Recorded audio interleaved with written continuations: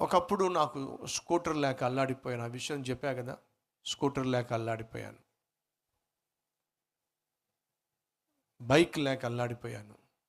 కానీ మన మందిరం నుంచి మెయిన్ రోడ్డు వరకు వెళ్ళడానికి ప్రాముఖ్యంగా నేను బహుగా ప్రేమించేటటువంటి తల్లులు, తండ్రులు, పెద్దవాళ్ళు ఇక్కడ నుంచి అక్కడికి వెళ్ళడం, నడుచుకుంటూ వెళ్ళడం కష్టం అని చెప్పి నేనే ఆ వెహికల్స్ని డిజైన్ చేసి ఆ విధంగా తయారు చేయించి ప్రెగ్నెంట్ సిస్టర్స్, అలాగే ప్రెగ్నెంట్ బ్రదర్స్ ఉన్నారండి ఎవరైనా అలాంటి వాళ్ళు? మీకు స్క్రీన్లో చూపిస్తున్నారు, చూసారా? ఈ వాహనము నేనే డిజైన్ చేశా. ఎందుకని? మీరు చూసేది ఏదైనా సరే దేవుని మహాకృపను బట్టి మొదటిగా నా మదిలో పుడుతుంది, ఆ తర్వాత మీ కళ్ళ ముందు కనిపిస్తుంది. ఒకప్పుడు నాకు వాహనం లేదు, కానీ ఈరోజు ఎంతమంది ఆ వాహనాల్లో చక్కగా వెళ్ళి బస్టాండ్ దగ్గర దిగుతున్నారో, అక్కడి నుంచి మళ్ళా వచ్చి మందిరం దగ్గర దిగుతున్నారో. ఈ వాహనాలన్నీ ఎలా వచ్చినాయి? ఆశీర్వాదం. ఇంత అద్భుతమైన మందిరం ఎలా వచ్చింది? ఆశీర్వాదం. ఇన్ని సంఘాలు ఎలా పుట్టుకొచ్చినాయి? ఆశీర్వాదం. ఒక వ్యక్తిని దేవుడు ఆశీర్వదిస్తే ఆ వ్యక్తి జీవితం అనేక మందికి ఆశీర్వాదకరంగా మారుతుంది. నా ఆశ ఏంటో తెలుసా? ఈరోజు ప్రార్థనలో పాల్పంచుకుంటున్నా, వాక్యం వింటున్న సహోదరి, సహోదరుడా, నువ్వు ఆశీర్వదించబడాలి. నువ్వు ఆశీర్వాదమునకు కారకుడివి కావాలి. ఒకప్పుడు తిండి లేక అల్లాడిపోయిన వాడిని.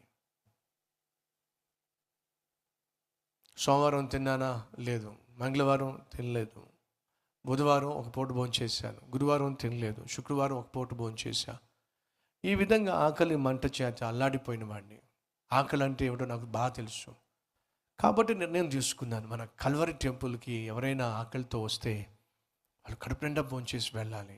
మీకు ఈ విషయం తెలుసో లేదో నాకు తెలియదు, కానీ ప్రతిరోజు మన కల్వరి టెంపుల్కి ఎవరు వచ్చినా సరే మధ్యాహ్నం భోజన సమయానికి వస్తే వాళ్ళకి ఉచితంగా మనం భోజనం పెడతాం. ఆ విషయం మీకు తెలుసా? వీళ్ళు ఎంతమందికి తెలియదో చూపించండి. తెలియని వాళ్ళు, మీకు తెలియదు ఆ విషయం.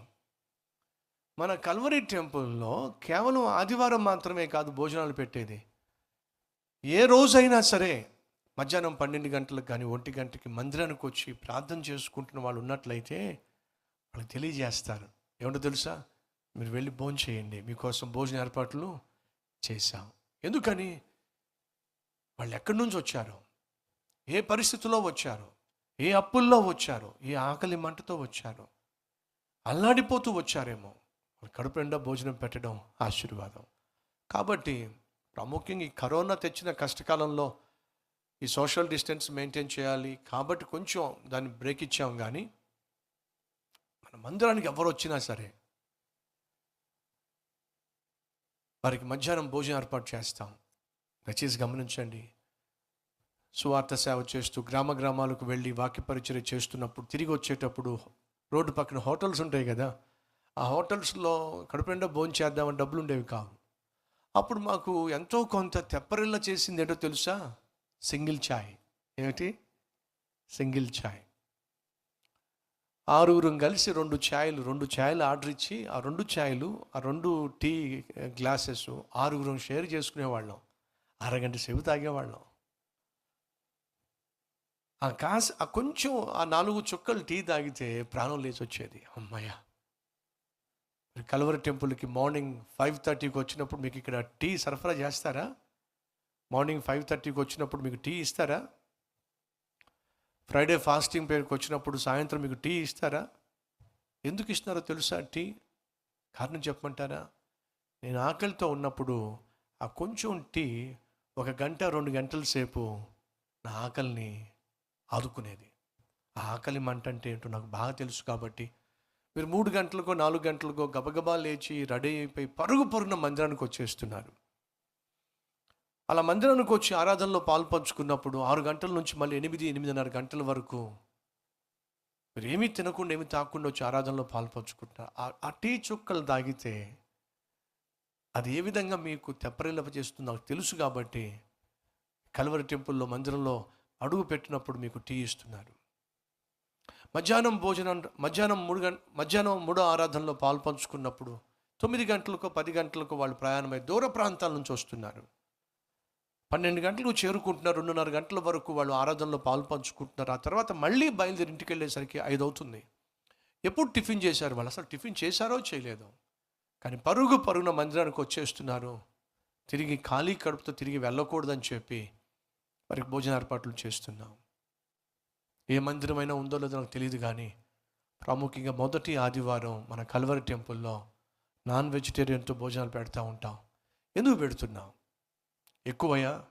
కాదండి, ఇక్కడ ప్రేమ ఎక్కువై.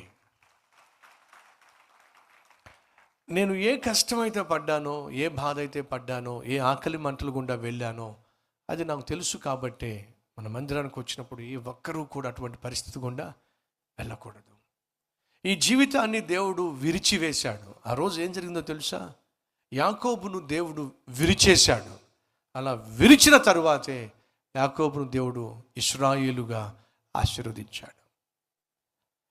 ఆనాడు దేవుడు 5 రొట్టెలు 2 చేపలు తన చేతికి ఇవ్వబడినప్పుడు ఆ రొట్టెను తీసుకొని విరిచేశాడు. అలా విరవబడిన తరువాతే అది అనేక వేల మందికి ఆశీర్వాదంగా మార్చబడింది. దయచేసి గమనించండి. తిండి తిప్పలు లేకుండా సేవ చేశాను, వారంలో 2 రోజులు 3 రోజులు భోజనం చేశాను అని అంటున్నప్పుడు చదువు సంధ్యలు లేనివాడిగా భావించకండి. బాగా చదువుకున్నాను, విదేశాల్లో కూడా ఉద్యోగాలు పొందుకున్నాను. అంతేకాదు నేను ఉద్యోగం చేసేవాడిని, చక్కని ఉద్యోగం ఉంది నాకు. కానీ ఆ ఉద్యోగంలో వచ్చే జీతం అంతా కూడా తీసుకొచ్చి ఆఫరింగ్ బాక్స్లో వేసేసేవాళ్ళం. నాతో పాటు సేవలో పాలు పంచుకున్న వాళ్ళు కూడా వాళ్ళు సంపాదించేది అంతా కూడా దేవునికి ఇచ్చేసేయాలి. అలాగే నేను, నాతో పాటు సేవలో పాలు పంచుకుంటున్న వాళ్ళు అందరూ సంపాదించిన శాలరీ జీతం తీసుకొచ్చి ఆఫరింగ్ బాక్స్లో వేసేసేవాళ్ళం. ఆఫరింగ్ బాక్స్లో ఉన్నటువంటి ఆ కానుకలన్నీ కలిపి కరపత్రాలు ప్రింట్ చేయడానికి, మీటింగ్స్ ఏర్పాటు చేయడానికి, సువార్త ప్రకటించడానికి ఖర్చు చేసేవాళ్ళం. ఏమైనా కొంచెం మిగిలితే ఆ నూకలు తెచ్చుకునేవాళ్ళం. ఆ నూకలతోనే కాలక్షేపం చేసేసేవాళ్ళం. ప్రియ సహోదరి సహోదరులు, ఆనాడు దేవుడు నన్ను అలా విరిచేశాడు. కాబట్టి ఈనాడు దేవుడు ఆశీర్వాదంగా చేశాడు. నా ప్రశ్న ఈరోజు